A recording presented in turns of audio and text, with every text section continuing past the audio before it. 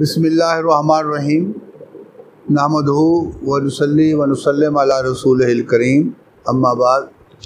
मोहतरम नाज़रीन, इससे पहले मैंने रिसर्च के हवाले से टॉपिक की यानी मौजू की तलाश के हवाले से आपसे बात की थी। अब जबकि हमने मौजू को तलाश कर लिया है, अब इस पे हमने सिनॉप्सिस बनाना है, जिसे हम अरबी में खुत्ततुल बहस कहते हैं या खाका कहते हैं। ये सिनॉप्सिस या खाका कैसे तैयार किया जाता है, ये हमारा आज का मौजू है। तो इसको आपने तवज्जो से सुनना है, क्योंकि जो तालिब इल्म PhD और MPhil का जो भी तालिब इल्म खाका या सिनॉप्सिस सही तरीके से बना लेता है, तो इसका मतलब ये होता है कि उसने अपनी आधी रिसर्च जो है वो कंप्लीट कर ली है। तो मैं आज ऐसे टिप्स आपको बताऊंगा कि खाका बनाने में आपको कोई मुश्किल पेश नहीं आएगी। नाज़रीन, जैसा कि आपने सबसे पहले मौजू की तलाश कर ली है, अब मौजू की तलाश करने के बाद आपको इसका इंट्रोडक्शन बताना है, तारुफ बताना है कि ये जो मौजू है ये क्या है। तो मौजू बताने का तरीका ये होता है कि आप थिंग्स को, अल्फाज को, ख्यालात को नैरो डाउन करते हैं, यानी ऊपर से ज़्यादा एक उसकी सिनेरियो बताते बताते ऐसा ऐसा अपने टॉपिक पे आ जाते हैं। क्योंकि हम ज़्यादातर सोशल साइंसेस के मज़ामीन पर बात करते हैं, इस्लामियात पर बात करते हैं, अरबिक पे बात करते हैं। तो जो भी आपने टॉपिक लेना है, पहले उसके ब्रॉडर सेंस की बात करें, उसको तफसील से थोड़ा सा बताएं शुरू में, जिसको हम बैकग्राउंड भी कह देते हैं। ये ज़्यादा नहीं, सिर्फ एक पैराग्राफ होना चाहिए, और उसके बाद दूसरा पैराग्राफ, फिर उसको थोड़ा सा मज़ीद नैरो डाउन करें।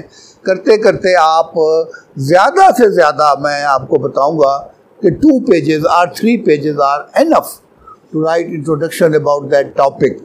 तो इसको आखिरी जो आपका पैराग्राफ होगा वो एग्जैक्टली उस टॉपिक के बारे में होगा जो आपका मौजू है, जो आपका उन्वान है कि उस पर आपने क्या काम करना है। तो उससे रीडर को पता चल जाएगा, या आपको ख़ुद भी पता होगा कि अब मैंने इसको क्या करना है। तो ये अगर आपका उस टॉपिक के बारे में आपने पहले लिटरेचर सर्वे किया हुआ है, लिटरेचर सर्वे भी 2 तरह का होता है। एक होता है कि बिल्कुल अभी आपने सरसरी सा खंगाला है इस टॉपिक को, लेकिन जब आप रिसर्च करेंगे फिर आपको मज़ीद जो है लिटरेचर सर्वे करना पड़ेगा। अभी आप मुख्तसर सा लिटरेचर सर्वे करके उसका एक इंट्रोडक्शन, एक खाका तैयार कर लें। जब आपका इंट्रोडक्शन तैयार हो जाता है, तारुफ तैयार हो जाता है, इसकी दूसरी स्टेज आती है, फिर इसको हम ऑब्जेक्टिव्स कहते हैं, मकासद कहते हैं। मकासद सबसे अहम पॉइंट है, क्योंकि जब तक आपकी रिसर्च का मकसद डिसाइड नहीं होगा और सही नहीं होगा, उस वक्त तक आप उस उन्वान के पर जो है सैर असल गुफ्तगू नहीं कर सकते। तो be precise in selection your objectives. 3 या 4 से ज़्यादा आपके मकासद नहीं होते। अक्सर तलबा क्या करते हैं, 5-5, 6-6, 8-8, 10-10 मकसद लिखते हैं, और बग़ैर रेलेवेंट यानी टॉपिक से उन मकासद का कोई ताल्लुक़ नहीं होता। आपने उन 4 मकासद के अंदर पूरे थीसिस को समोना है, वो मकासद आप बयान करेंगे। और जब आप मकासद बयान कर चुके हैं, फिर आप इस टॉपिक की अहमियत बताएं। अहमियत मीन्स इम्पोर्टेंस, इम्पोर्टेंस यानी रैशनाइल, यानी इसकी ज़रूरत क्या है। देखिए, जो भी काम किया जाता है उस काम के करने का कोई ना कोई मकसद होता है, कोई ना कोई उसकी इम्पोर्टेंस होती है, कोई ना कोई उसकी ज़रूरत होती है। तो लिहाजा अब अहमियत में आप इसको बताएंगे कि ये मेरा जो काम है ये मौजूदा दौर के माशरे की किस ज़रूरत को पूरी करता है। अगर वो माशरती ज़रूरियात से मुतल्लक़ है उस पर बात करें, मुआशी ज़रूरियात की तकमील कर रहा है तो उस पर बात करें, कोई और लैंग्वेज बैरियर है उसकी बात करें, यानी जो भी आपने काम करना है उसको बयान करें। तो मैं यहाँ ये बताता चलूँ कि इंट्रोडक्शन में और इम्पार्टर्स में दोनों को मिलाकर आपके 3-4 कोई रेफरेंस भी आपके होने चाहिए, जो आपकी उस इंट्रोडक्शन में भी और आपकी इम्पोर्टेंस को भी उजागर करें। तो जब ये आप 3 काम कर लेते हैं, चौथा काम अब आप वो जो आपने सर्वे किया है, लिटरेचर सर्वे जो किया है, उसके बारे में बात करते हैं। लिटरेचर सर्वे बड़ा अहम है रिसर्च में। जब तक इंसान लिटरेचर सर्वे नहीं करता उस वक्त तक उसको पता ही नहीं होता उसने करना क्या है। लिहाजा लिटरेचर सर्वे या साबका काम का जायज़ा जो है ये हमारे यहाँ लिया जाता है। इसके 2-3 तरीके हैं जो मैं आपको बताता चलूँ। हर यूनिवर्सिटी का अगरचे अपना एक मेथड होता है। बाज़ यूनिवर्सिटियाँ कहती हैं कि आप बताएं जी हमें इस पर कौन कौन सी किताबें लिखी गई हैं, कौन कौन से थीसिस लिखे गए हैं, कौन कौन से आर्टिकल्स लिखे गए हैं, और उनमें से कौन सी ऐसी चीज़ रह गई है जो आप अब करना चाहते हैं, जो आगे आप चलकर रिसर्च गैप में जिसका जिक्र करते हैं और जो जिसकी बेस पर आपने वो उन्वान का जो है इंतखाब किया हुआ होता है। तो हाउएवर ये बाज़ यूनिवर्सिटियाँ ऐसा करती हैं। बाज़ यूनिवर्सिटियाँ कहती हैं कि नहीं जी आप कोटेशंस दें। तो आप उन किताबों से जो रेलेवेंट किताबें होती हैं उनकी कोटेशंस देते हैं। ये जदीद तरीका है कि आप अपने टॉपिक के बारे में अगर आप एमफिल का थीसिस लिख रहे हैं 15 रेफरेंस दें कम अज़ कम, और अगर आप पीएचडी का थीसिस लिख रहे हैं तो लिटरेचर सर्वे में कम अज़ कम 20 रेफरेंस दें। तो 20 में 3-4 जो पहले आपने इंट्रोडक्शन में या इम्पोर्टेंस में दे दी है, बाकी के 16 जो है आप यहाँ दे दें। तो वो एक पैराग्राफ और वो राइटर का नाम लेंगे, उसकी बुक का जो है ईयर पब्लिकेशन लिखेंगे, उसके बाद उसकी वो कोटेशन लिख देंगे। तो ये कोटेशन जो है ज़्यादातर उस उन्वान के मुताल्लिक होती हैं जिस उन्वान पे आपने रिसर्च करनी होती है। तो साबका काम का जायज़ा या लिटरेचर सर्वे या सर्वे ऑफ द लिटरेचर ये बड़ा एक दिल है, ये आपके थीसिस का दिल है। तो इस दिल को जो है वो मजबूत करके आपने लिखना है सही तरीके, क्योंकि जो आपका एग्ज़ामिनर है, जो आपका इवेल्यूएटर है, या आपकी जो डॉक्टरल कमेटी है, या आपकी बोर्ड ऑफ स्टडीज़ है, या मेंटोर कमेटी है, दे विल चेक दिस साबका काम का जायज़ा। और इसके बाद आपके आ जाते हैं तहकीकी सवालात या इस्तफसारात। तो ये तहकीकी सवालात, अब आप सवालात उठाते हैं। देखें कोई भी रिसर्च उस वक्त मुकम्मल नहीं होती जब तक आप कोई सवाल नहीं उठाते। सवाल उठाना बुनियादी चीज़ है। सवाल जब उठाएंगे तो उसका आप जवाब देंगे, ठीक है जी। तो अल्लाह ताला के आगे भी फरिश्तों ने सवाल उठाया था, या अल्लाह आप क्यों ऐसा काम कर रहे हैं। हम जबकि आपकी तस्बीह करते हैं, आपकी पाकीज़गी बयान करते हैं, तहमीद बयान करते हैं, तो फिर भी आप एक नया इंसान, एक नया खलीफा बना रहे हैं। तो अल्लाह ताला ने उनको बताया कि मैं क्यों ऐसा कर रहा हूँ। तो मतलब क्या है मेरा कहने का यहाँ पे कि हम ऐसा सवाल उठाते हैं जो हमारी रिसर्च को हल करने में मुमकिन व मुआवन होता है। अब सवाल क्या होता है, यहाँ मैं आपको बताता हूँ। जो आपने 3 या 4 मकासद मुतय्यन किए थे शुरू में रिसर्च के हवाले से, now you have to give 4 questions. आपने अब 4 सवाल उठाने हैं जो चारों सवाल आपके मकासद से मैच करते हैं। वो सवाल कोई ऐरे गैरे सवाल नहीं होने चाहिए। जो आपने पहला मकसद बयान किया उसके मुतल्लिक़ वो सवाल होगा, दूसरा मकसद, तीसरा, चौथा, ऐसे ही 4 सवालात आपने करने हैं। ये आपके सवालात भी हैं, ये आपके इस्तफसारात हैं, यानी जिनका जवाब उन मकासद की रोशनी में आपने देना है। तो ये बड़ी अहम बात है, इसको आपने ज़रूर समझना है कि आपके जो सवालात हैं वो उन मकासद से मैच करते हों, यानी उन मकासद से मुतल्लिक़ हों, मकासद से, ताकि आपका थीसिस जो है उस नहज पर चले। अगर आप ये 2 चीज़ें कर लेते हैं तो आप, इसका मतलब है एक कामयाब सिनॉप्सिस लिखने में कामयाब हो गए। अब आगे एक और अहम बात मैं आपको बताने जा रहा हूँ, वो है मेथडोलॉजी। ये बच्चों को आमतौर पर नहीं पता होता कि मेथडोलॉजी क्या है, what is the procedure of your research. अब रिसर्च तो आप कर रहे हैं, मकासद भी आपने मुतय्यन कर लिए, इम्पोर्टेंस भी आपने बता दी, लिटरेचर सर्वे भी कर लिया, but the main question is how to conduct this research. Research methodology, research करने का तरीका। अब 2 बातें हैं, एक है मेथड, एक है मेथडोलॉजी। मेथड ऐसे समझिए कि एक तरीका है। फर्ज़ कि आप कहते हैं जी मैं बयानिया तरीके से रिसर्च करूँगा, या मैं तकाबली अंदाज में, या मैं एवोल्यूशनरी रिसर्च करूँगा, या मैं प्योर रिसर्च करूँगा, मैं विज़ाती रिसर्च करूँगा, मैं एक्सप्लेनेटरी रिसर्च करूँगा। और जो आपका मेथडोलॉजी है अब ये डिटरमिन करती है कि आपका जो है टॉपिक किस किस्म का होगा। तो एज यू नो, आप जानते हैं रिसर्च दो किस्म की होती है। एक को हम कहते हैं क्वांटिटेटिव रिसर्च और दूसरे को कहते हैं क्वालिटेटिव रिसर्च।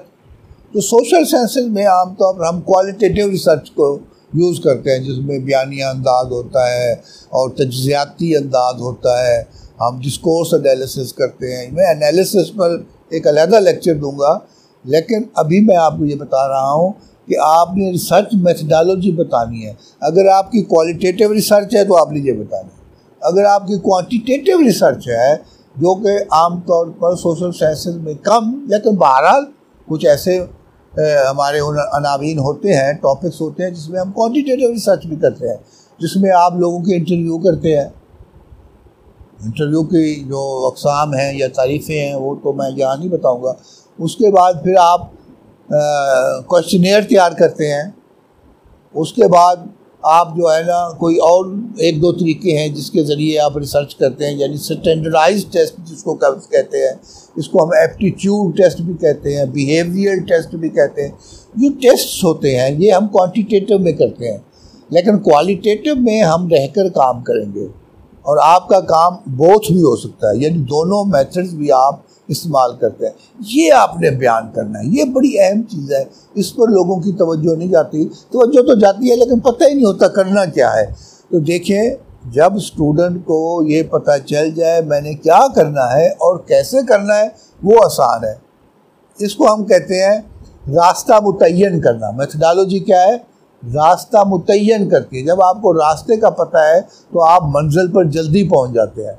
अगर आपको रास्ते का ही नहीं पता, मंजिल का ही नहीं पता, जाना कहाँ है, काम करना कैसे है, तो आप कैसे करेंगे? तो ये बड़ी मुश्किल पेश आती है स्टूडेंट को। आमतौर पर बच्चे यही करते हैं कि क्या करें, हम कैसे करें। तो रिसर्च मेथडोलॉजी जो है इसका सीखना बड़ा ज़रूरी है। मेथड और मेथडोलॉजी, यानी मेथड एक तरीका कह लें और मेथडोलॉजी बहुत से तरीकों का अमल जम जो है वो आप कह लें। तो ये भी आपने बयान करना होता है। इसके बाद बड़ा अहम एक और मरला। अब आप कहेंगे सर तो हर बात को ही अहम कह रहे हैं। जी हाँ, हर बात ही अहम है। रिसर्च में हर पहलू अहम है, हर बात अहम है, हर पॉइंट अहम है, हर स्टेप अहम है। अब आपका स्टेप आ रहा है हदूद व क़यूद का, लिमिटेशन, डीलिमिटेशन। तलबा को लिमिट का ही नहीं पता होता, डीलिमिट का नहीं पता होता कि हमने कितना मवाद लेना है, उसमें से कितने को हमने हल करना है। देखो, मैं आपको इसकी बड़ी मिसाल देता हूँ ताकि आपको ये बात समझ आ जाए कि लिमिट क्या है और डी लिमिट क्या है। देखें, बात बात हम तो आमतौर पर कहते हैं इस लिमिट में रहूँगा, वो लिमिट नहीं होती। लिमिट तो लामहदूद चीज़ का नाम है, जिसको हम महदूद कहते हैं, वो दरअसल लामहदूद है। मसलन ये कायनात है, ये आपकी लिमिट है, अब ये लामहदूद है। अब इसमें इसको आपने डीलिमिट करना कि कायनात के किस हिस्से पे आप काम करेंगे। आप मौसमों पे काम करेंगे, आप चांद सितारों पे काम करेंगे, आप सूरज पे काम करेंगे, आप हिद्दत पे काम करेंगे, पौधों पे काम करेंगे, नबातात पे काम करेंगे, यानी अलूम के किस हिस्से पे आपने काम करना है। मसलन तफसीर है, ये एक मैं आपको इस्लामियात की मिसाल देता हूँ कि ये लिमिट है। अब दे रहा 100 तफसीर, 1000 तफसीर, आप सब पे तो काम नहीं कर सकते, तो इन तफसीर को आप लिमिट कर देंगे। इसी तरह बेशुमार हदीस की किताबें हैं, बेशुमार हदीस हैं, रावी हैं, रिजाल की किताबें हैं, उनको आप लिमिट कर देंगे। इसी तरह इस मुआशियात के नज़रियात हैं, साइंस के नज़रियात हैं, एजुकेशन के नज़रियात हैं, तालीमी नज़रियात हैं, जो सारे नज़रियात पे तो आप काम नहीं कर सकते, वो आपकी लिमिट्स हैं। उन लिमिट्स को आप डी लिमिट कर देते हैं। तो इसको हम हदूद उर्दू में हदूद व क़यूद, यानी आपने बताना है कि मैं अपनी इन हदूद के अंदर रहकर काम करूँगा। अब मैं आपको यहाँ एक और बात बता दूँ। देखिए, ये अपनी बात भी अपनी जगह दुरुस्त है कि रिसर्च तो लामुतनाही एक फील्ड है। ये तो जब तक आप तमाम वो मटेरियल जो किसी भी टॉपिक पे प्रिंट हो चुका है ऑडियो की शक्ल में है, वीडियो की शक्ल में है, किताबों की शक्ल में है, मखतूतात की शक्ल में है, जब तक उस सब का मुताला नहीं कर सकते तो आप बेटर रिजल्ट नहीं दे सकते। लेकिन वो रिसर्च बहुत बाद की बातें हैं, क्योंकि अभी तो आपने थीसिस लिखना है, आपके पास लिमिटेड टाइम है, आपके पास साल है, 2 साल है, 3 साल है, उसके अंदर आपने उस लिमिट्स को देखना है कि मैं इन लिमिट के रहकर जो है क्या काम कर सकता हूँ। तो जब ये मुतय्यन हो जाती हैं अज़ीज़ नाज़रीन, और उसके बाद हम आ जाते हैं अबवाब बंदी पर, चैप्टराइजेशन पर। तो चैप्टराइजेशन भी एक बड़ा अहम है। और अक्सर बच्चे ये सवाल करते हैं ये अबवाब की फसूल भी होनी चाहिए कि नहीं होनी चाहिए। भाई फसूल हो भी बेहतर है, ना हो भी बेहतर है, पॉइंट्स के ज़रिए भी आप इनको बता सकते हैं। ताहम बाद असातिज़ा ये यूनिवर्सिटियाँ चाहती हैं कि फसूल भी हो, तो फिर बैलेंस रखना है आपने। अगर 2 या 3 फसलें एक बाब में हैं तो दूसरे में 2 या 3 होंगी। ये नहीं कि एक में आप 4-5 फसलें बना दें, दूसरे में 1 फसल हो। बैलेंस रखना होता है अबवाब के अंदर भी। अब अबवाब भी क्या है? अबवाब भी जैसे मैंने आपको कहा था कि एक ब्रॉडर सेंस से शुरू होकर एक आप नीचे तक आ जाते हैं। अब अबवाब बंदी भी आप बाद सब्जेक्ट्स में डिफरेंट तरीके से है, बाद में डिफरेंट है, क्योंकि सोशल साइंसेज में हम आप पर पहला बाब, दूसरा बाब, तीसरा बाब, चौथा बाब कर लेते हैं और उनमें वो डिटेल्स बता देते हैं किसी भी सब्जेक्ट के बारे में। लेकिन बाद मज़ामीन ऐसे हैं जिस तरह सोशलॉजी हो गया, साइकोलॉजी हो गया, और इसी तरीके से अपना एजुकेशन है या इंग्लिश है, तो इनमें आप एक इंट्रोडक्शन लिखते हैं, आप लिटरेचर सर्वे करते हैं, आप उसका एनालिसिस करते हैं और आप रिजल्ट्स दे देते हैं। लेकिन हमारे यहाँ इस्लामियात में, अरबी में, तारीख़ में, दूसरे सब्जेक्ट में अबवाब कर लेते हैं। तो ये अबवाब बंदी भी एक फ़न है। तो इसमें भी आपने ये बताना होता है कि किस तरीके से हमने अबवाब बंदी की है, और वो जो मेथडोलॉजी मैंने आपको बताई है वो किस बाब में कौन सी मेथडोलॉजी है आपने यूज़ करनी है। तो अज़ीज़ नाज़रीन, तो ये जो है ये चीज़ें हैं जिनका आपने खुसूसी तौर पर ख्याल करना है। तीसरी चीज़ और आखिरी चीज़ जो है वो है बिब्लियोग्राफी। तो जो आपने रेफरेंस दिए हैं वहाँ पर लिटरेचर सर्वे में या इंट्रोडक्शन में 1-2 बातें, 1-2 बुक्स के हवाले दिया, अब उन सब का आपने आखिर में एक लिस्ट दे देनी है। इसको हम इंग्लिश में बिब्लियोग्राफी कहते हैं, अरबी में, उर्दू में मसादिर व मराजे कह देते हैं, किताबियात कह देते हैं। तो ये अब आपने, क्योंकि जो दूसरा मेथड मैंने आपको बताया था नंबरों के हिसाब से, तो नंबर हमने अंदर लगाए हुए होते हैं, बाहर भी उसी तरह नंबरों के मुताबिक उसकी पूरी तफसील आ जाते हैं, क्योंकि अंदर तो हमने सिर्फ नाम दिया और पब्लिकेशन का साल दिया। अब किसी को क्या पता उस नाम का क्या मतलब है। अब जब वो आपकी बिब्लियोग्राफी देखेगा, वो आपके रेफरेंसेस देखेगा, तो वहाँ उस किताब के बारे में पूरी मालूमात जो है वो उसको मिल जाएंगी। तो एक अच्छा सिनॉप्सिस वही तालिब इल्म बना सकता है जो अच्छा जहन भी रखता हो, जो अच्छा काम करना चाहता भी हो। तो this is the way that you make your synopsis. इसमें अगर आपको कोई मुश्किलात हो तो आप सवालात के ज़रिए हमसे बात कर सकते हैं, और अगर कोई और चीज़ पूछनी हो रिसर्च के हवाले से तो वो भी आपको बताएंगे। अब जब कि आप सिनॉप्सिस तैयार कर लेते हैं, आप तीसरा मरला क्या होता है? पहला मरला मैंने आपको बताया था मौजू की तलाश है, वो तलाश हो गया। दूसरा मरला आज मैंने आपको बताया जब मौजू की तलाश हो जाए तो उस पर सिनॉप्सिस कैसे तैयार करना है, यानी इंट्रोडक्शन भी आपने लिखना है, उसके मकासद बताने हैं, अहमियत बतानी है, लिटरेचर सर्वे बताना है, सवालात बताने हैं, हदूद व क़यूद बतानी है। इसी तरीके से आपने चैप्टराइजेशन करनी है और इसकी किताबियात फ़हरिस्त बता देनी है। जब ये सारी चीज़ें आप कर चुकेंगे, अब तीसरा मरला आएगा कलेक्शन ऑफ द मटीरियल। इस पर इंशाल्लाह हम आपको अलहदा से बताएंगे। तो आज की मेरी बात का खुलासा यही है कि विजिलेंट रहकर अपने आप को ज़हन ताज़ा करके जो है रिसर्च जो है ये करनी है। और मैं इन्हीं अल्फाज के साथ आपसे इजाज़त चाहता हूँ। अस्सलाम वालेकुम वरहमतुल्लाह।